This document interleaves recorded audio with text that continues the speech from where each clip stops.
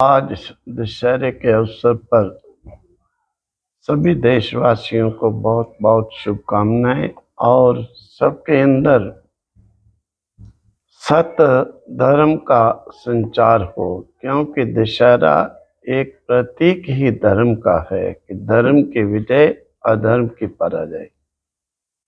इसके साथ साथ ही परसों से यहाँ पर जो है कल से श्रीमद् भागवत सप्ताह तत्व ज्ञान यज्ञ प्रारंभ हो रहा है, क्योंकि इस श्रीमद् भागवत के अंदर संपूर्ण वेदों का सार वेद व्यास जी महाराज ने उपनिषदों का जो सार है, पुराणों का सार है, सारा इकट्ठा करके इस श्रीमद् भागवत में रचना की है, जिनको हम पढ़ नहीं सकते हैं। वेदों को, उपनिषदों को, उनका तात्पर्य सरल करके जो उनका लक्ष्य था, सार था, वो इसमें रखा है। इसीलिए कलयुग के अंदर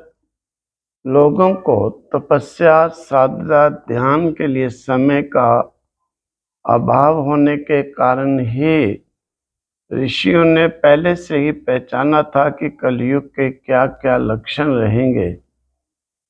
ये लोगों को बहुत इस परमात्मा की वंदना के लिए समय कम होगा और दूसरी चीज़ों के लिए जो है समय बहुत रहेगा।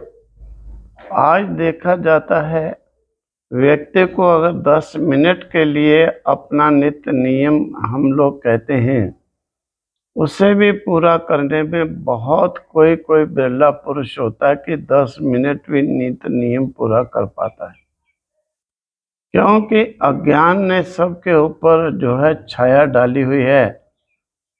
अब ये विचार भी नहीं कर पाते हैं कि 24 घंटे में हम 10 मिनट भी जिस परमात्मा की शक्ति से हमारा शरीर बोल रहा है, चल रहा है, सुन रहा है, देख रहा है, और उसके लिए हम 10 मिनट भी नहीं निकाल पाते हैं। अगर वो अपनी शक्ति को निकाल दे तो इस शरीर का क्या बचता है? केवल मुर्दा ही मुर्दा रहता है। ऐसे अवसर पर ये श्रीमद् भागवत इसी दृष्टि से व्यास वेद जी ने रखा कि सबको ऐसे अल्प समय में भी सबका वेदों का सार, उपनिषदों का सार बहुत थोड़े से समय में विचार करके उसका संकीर्तन करके, क्योंकि कलयुग में कहा ही है कि संकीर्तनात् एव ही, कि संकीर्तन से ही परमात्मा की प्राप्ति जो है वो हो जाया करेगी। तो ये श्रीमद् भागवत का प्रवचन कल से जो है प्रारंभ होगा। सुबेरे 8 बजे वहाँ से कलश यात्रा चलेगी और यहाँ पर आएंगे। फिर रोजाना 3 बजे से तत्व ज्ञान यज्ञ जो श्रीमद् भागवत का सार है, जिससे कि मनुष्य को इस जीव ब्रह्म की एकता का प्रतिपादन जो है वो वर्णन किया जाएगा। कोशिश की जाएगी कि श्रवण करने वाले श्रोताओं की भ्रांतियाँ परमात्मा के प्रति जो होती हैं वो समाप्त हों और स्वयं अपनी आत्मा के स्वरूप में उन परमात्मा श्री हरि को सब पहचाने। ओम तत्सत, ओम तत्सत।